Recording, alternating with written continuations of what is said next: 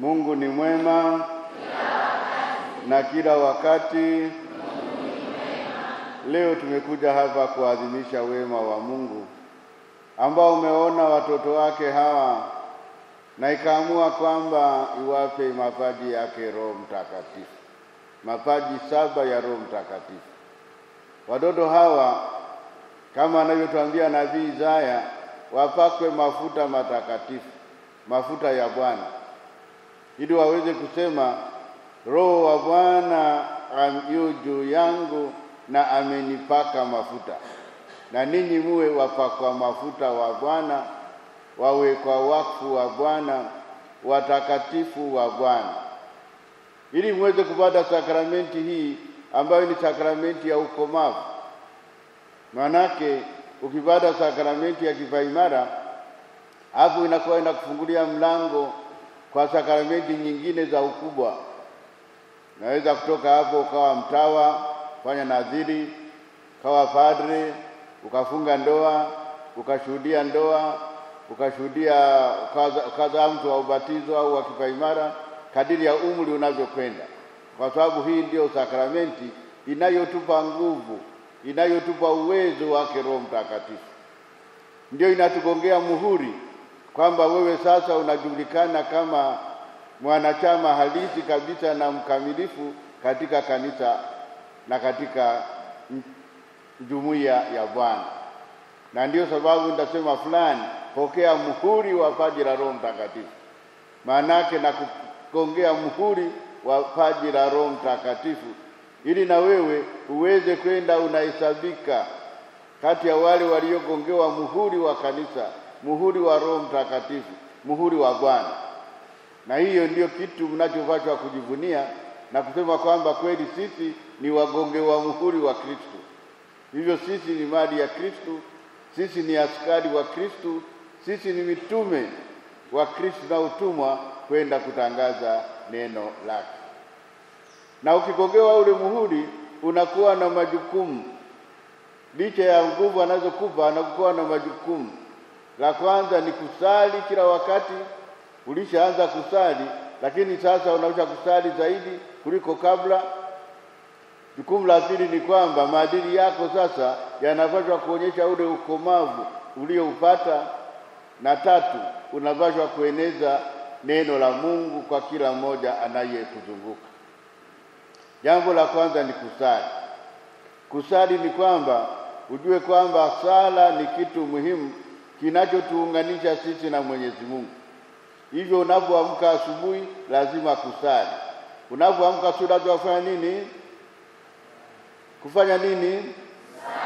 Kufanya nini? Unapoamka asubuhi lazima kufanya nini?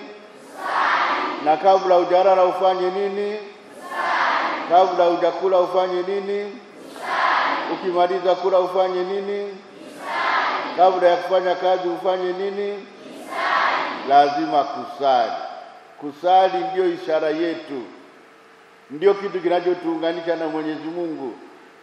Ndio kitu kinachoonyesha kwamba sisi ni waamini, tunaomwamini Kristo ambaye anatupeleka kwa Mungu. Na yeye ni Mungu. Yeye ambaye ametukomboa, yeye ambaye ametuwezesha, na yeye ambaye ametumia nafsi ya tatu ya Utatu Mtakatifu ambaye ni Roho Mtakatifu ndiye mtakayempata leo. Hivyo kazi ya kwanza mnayopaswa kuifanya na kuifanya vizuri ni kusali. Jambo la pili ni maadili mazuri. Hongera sana, naona mnavaa vizuri, mnakaa vizuri. Baba Paroko na wazee wako, asante sana kwa kazi hii nzuri ya kuwavisha vizuri na wote waliowasaidia na makatekista. Hongera sana, hongera sana.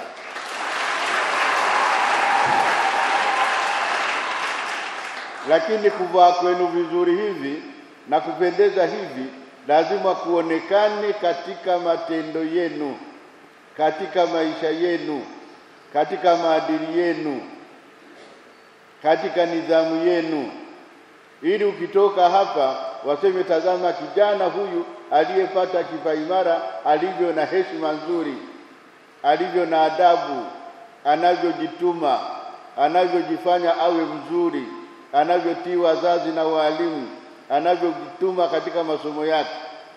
Hapa mko makundi mbalimbali. Kuna waliotoka vijijini, kuna waliotoka kwenye taasisi na shule za hapa, lakini kila mmoja mahali alipo aonekane kwamba sasa ni askari wa Kristo. Na askari wa Kristo sio askari wa bunduki, bali ni askari wa maadili mazuri, ni askari wa upendo, ni askari wa adabu, ni askari wa nidhamu. Huo ndio askari wa Kristo. Ni askari wa kusali na kueneza neno la Mungu. Hivyo ndio jambo la pili mnalopaswa kulifanya vizuri, ili maadili yenu na mwenendo wenu uonekane katika matendo yenu, uonekane katika mwenendo wenu, uonekane katika mahusiano yenu, unionekane katika kuheshima yenu kwa wengine. Hiyo ndio kitu cha pili ambacho ni lazima kwa wale wanaopata sakramenti ya kipaimara, na kuonyesha kwamba wamepata mapaji mangapi? Wamepata mapaji 7 yake Roho Mtakatifu. Hilo ni muhimu sana. Hilo ni muhimu sana. Jambo la tatu, mnapaswa kutangaza neno la Mungu. Kulitangaza kila mahali, usione haya. Usione haya kuonekana wewe ni Mkristo Mkatoliki.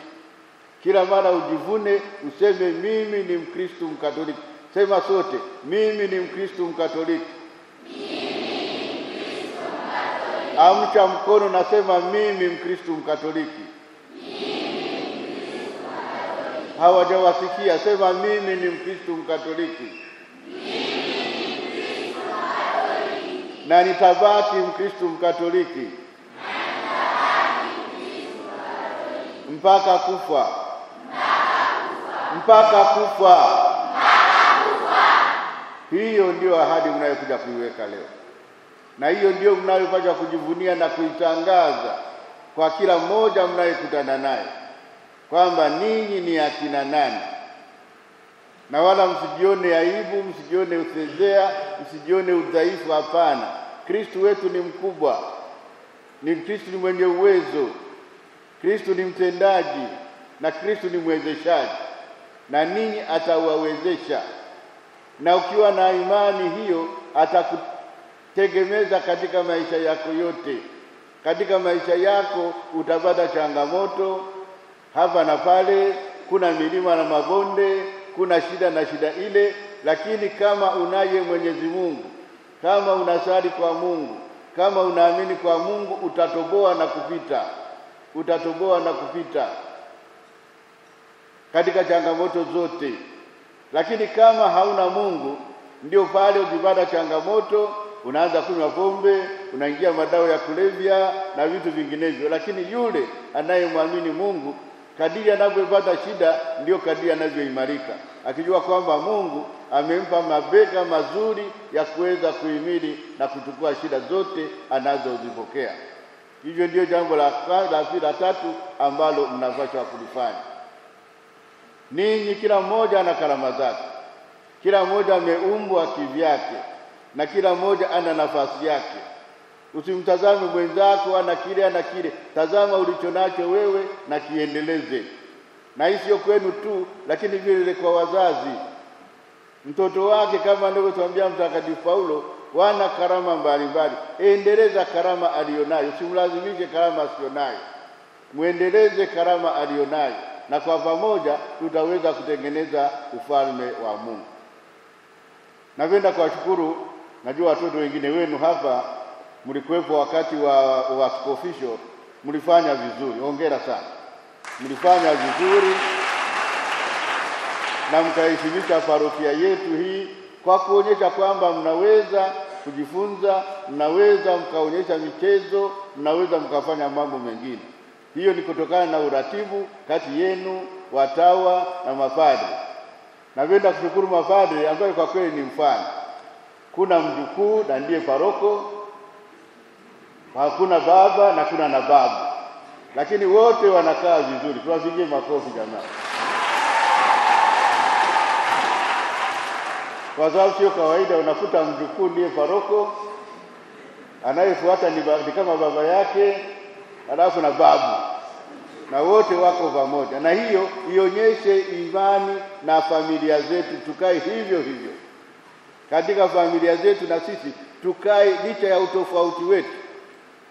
Huyu ni kijana kabisa amepewa ufundisho juzi hapa, yule mwingine ni mdogo wangu nimemfundisha, lakini kwake ni baba. Yule ni mkubwa wangu kabisa na mheshimu sana, ambaye ni babu yake, lakini wote wanakaa pamoja vizuri. Na sisi katika familia zetu, katika jumuiya zetu za kitawa, na katika shule zetu, katika taasisi zetu, tufuate ule mfano wa maisha ya kukaa pamoja, licha ya tofauti zetu, licha ya karama zetu. Na katika familia mkikaa vizuri, na watoto wenu wataiga ule mfano wenu, watakuwa wazuri, kwa sababu natoka katika familia ambapo kuna uelewano. Awe mama na mama mkwe, yuko jirani pale, mama mkwe akija wanaongea vizuri na mama na yeye mtoto. Hiyo unakuta mtoto, unakuta baba, unakuta baba mkwe na mama mkwe na wako wengine, sio kama lazima wakae pamoja, lakini kila mmoja kivyake. Lakini wakikutana unaona wako kitu kimoja. Unakuta watu na jirani zao wako kitu kimoja. Hakuna kitu naita Michael, hakuna. Unakuta watu na katika jumuiya iko vizuri. Jumuiya ndogo ndogo wanakutana vizuri, wanapendana. Hiyo ndiyo mfano, na huo ndio mizizi ya Ukristo wetu. Uende katika konventi ukute wako sawa, wanatabasamu. Tabasamu ndio dawa ya matatizo. Ukipata tatizo tabasamu, nusu umeshafuta. Nusu ya tatizo umeshafuta. Lakini ukipata tatizo na ukakasirika, linaongezeka maradufu. Lakini ukipata tatizo na ukatabasamu, nusu ya tatizo inakuwa umeiondoa, kwa sababu unakuwa umejiweka mikononi mwa Mungu, ndiye anakupa ile tabasamu. Hivyo na sisi vile vile tuweze kukaa pamoja, tuweze kuishi pamoja. Na Bwana anatuambia katika Injili, alikwenda mpanzi, akapanda mbegu moja, ikaanguka kwenye kichaka, ikakauka. Nyingine ikaanguka kwenye mwamba, udongo haukutosha, ikakauka. Nyingine ikaanguka kwenye njia, wakaikanyaga, ikakauka. Lakini nyingine ikaanguka katika udongo mzuri, ikakuwa na kuota vizuri. Napenda kuwashukuru wazazi, kwa sababu katika watoto wenu hapa mmepanda mbegu, mmelima, tuna shamba zuri tunakokuja kupanda mapaji 7 ya Roho Mtakatifu. Asante sana wazazi. Mmelima vizuri na muendelee kulima vizuri. Mbegu itaota kufuatana na mahali ilipopandwa. Ikipandwa kwenye kichaka, kichaka kitaila. Ikipandwa kwenye mwamba, itakauka. Ikipandwa kwenye mpiga njia, itakanyagwa. Lakini ikipandwa kwenye udongo mzuri, itaota. Nashukuru sana mmepalilia udongo huu ambao sisi tunasaidia kutia mbegu. Lakini tunakuta udongo uko tayari, na udongo umeufanya ninyi wazazi. Hivyo tunapata sababu ya kuwashukuru kwa kazi kubwa mnayoifanya, na muendelee kuifanya. Watoto wenu mwalee vizuri, mwalete wajumuike na watoto wengine walio katika mashule ya sekondari, waingie TYCS, waweze kwenda pamoja na vijana wengine. Kama mtoto wako ni mdogo, mpeleke kwenye Utatu Mtakatifu, na yajisikie kwamba na mimi niko pamoja misionari, pamoja na misionari wengine. Hapo tutaweza kwenda, kwa sababu mzazi na sisi wenyewe na walimu sote tutakuwa tumeshiriki pamoja. Kashozi inakuwa ni mfano, ndio kanisa mama. Ukristo ulianzia hapa mwaka 1892. Sasa ni miaka mingi sana. Ni kanisa mama, na nashukuru sana. Ni kanisa kuu, lakini sio kanisa kuu. Hongera sana. Ni kanisa kuu, lakini sio kanisa kuu. Napenda kushukuru kwa uhai uliopo. Nishukuru kwanza kwaya na uniform yenu mliovaa ya kwaya na nyimbo mnazoziimba vizuri. Hongera sana na kazi nzuri. Inaonyesha umoja wa kanisa wenye kila mmoja anatimiza wakati wake. Mwenyekiti pamoja na kamati yako ya walei, ambao ninyi mnashirikiana na irakia kupeleka habari kule kwa watu wengine kule. Mwenyekiti, kamati tendaji, halmashauri ya walei, halmashauri ya vigango, mpaka jumuiya ndogo ndogo. ni sisi sote tunaochangia ili dini iweze kuenea kila mahali. Ili iweze kuja hapa Kashozi Kamaria, inatoka huko kwenu. Hapa watu kagua hawapo. Mko kule vijijini, lakini ni ninyi mnaopeleka ujumbe huo. Na washukuru sana kwa kazi hiyo, na washukuru kwa nguvu nyingi mnazozifanya, na washukuru kwa mshirikiano mnaokuwa nao pamoja na mapadri wenu, ili mambo yaweze kufanikiwa na mambo yaweze kwenda vizuri. Na napenda muendelee kuonyesha mfano ambao umeanzishwa na kina babu zenu akina Mpazi, na mpaka leo ninyi muwe mfano unaofuata katika nyayo zao. Asante sana, Mungu awabariki. Nashukuru na taasisi ambazo ziko hapa kwa namna ya pekee, watawa ambao wako hapa. Unaona umoja wa watawa wanavyokaa pamoja, yako mashirika mawili, moja ni kongwe kidogo, sio kongwe mno, lakini kuanzia mwaka 33 mpaka leo miaka imekwenda, na lingine limeanza karibuni, lakini unaona mnafanya kazi pamoja, mnaendelea pamoja. Asante sana kwa ushirikiano wenu na kazi mnayoifanya, kuonyesha kwamba watawa wana karama mbalimbali, lakini kazi ya Mungu ni moja. Kazi ya Mungu ni moja, na sote tunaifanya kazi hiyo, kila moja akichangia katika karama yake. Na hiyo tunawashukuru kwa karama zile ambazo mnazichangia, ambazo mnaongeza, kwa sababu kazi ya padre, kazi ya mtawa ya kwanza ni uinjilishaji. Na kila kitu anachokifanya kinachangia katika uinjilishaji, ni kutangaza neno la Mungu. Kazi ya mtawa ni kujitakatifuza na kutakatifuza ulimwengu. Na hiyo ndio kazi tunayoifanya katika nyanja mbalimbali. Unaweza kuwa shuleni, unaweza kuwa kwa wazee, unaweza kuwa shambani, lakini kila mahali ulipo, kazi yako ni kutangaza neno la Mungu kwa kila kiumbe. Hiyo ndio ujumbe aliotupa, na ndio nguvu aliotupa, na ndio utume aliotupa twende kuufanya. Hivyo kwa namna hiyo, napenda kuwashukuru ninyi nyote ambao mnachangia kufanya kanisa la Kashozi tujivunie na liwe imara na liwe zuri. Nikisema unasadiki kwa Mungu Baba Mwenyezi, unasema nasadiki. Unasema nasadiki. Leo kila mmoja peke yake anasadiki moyoni mwake, sio kwa pamoja. Kila mmoja kwa namna yake anakiri kwamba anasadiki, anakiri kwamba anamkataa shetani. Na sauti, nataka kusikia sauti, kanisa lote lisikie kwamba hawa watoto zaidi ya 170 wanamkataa shetani. Na mkono juu na sauti kubwa, mnamkataa shetani na hila zake zote na madhambi yake yote na vishawishi vyake vyote na matusi yake na magomvi yake na uvivu wake na kutofanya vizuri shuleni na kutotii wazazi. Mbona unaanza kupunguza vipi? Na mnasadiki kwa Mungu Baba Mwenyezi? Nasadiki. Mnasadiki kwa Bwana wetu Yesu Kristo Mungu? Nasadiki. Mnasadiki kwa Roho Mtakatifu mtakayepewa leo? Nasadiki. Mnasadiki kwa kanisa moja takatifu Katoliki la mitume? Nasadiki. Na maondoleo ya dhambi? Nasadiki. Na ufufuko wa wafu? Nasadiki. Na uzima wa milele? Asante sana. Asante, washangilie kwa kweli, kweli hawa naona shetani wamemkataa, na kama sauti walioitoa itaingia kwenye matendo, mambo yatakuwa mazuri. Wapendwa wazazi, ndugu na jamaa na marafiki, na sote tulikuja hapa, naomba tuendelee kuwaombea watoto wetu hawa. Umri wao ni umri mzuri, umri wa kujenga, umri wa kujiunda, na akijiunda vizuri maisha yanakuwa mazuri. Na hiyo ndio baraka tunayowaombea, na hiyo ndio baraka tunayosali leo waipate, na hiyo ndio tunawatakia, ili makuzi yao na maisha yao yawe mazuri. Kwa sababu akiharibu wakati huu, mambo yanaharibika na kuyafanya vizuri na kuwa ngumu.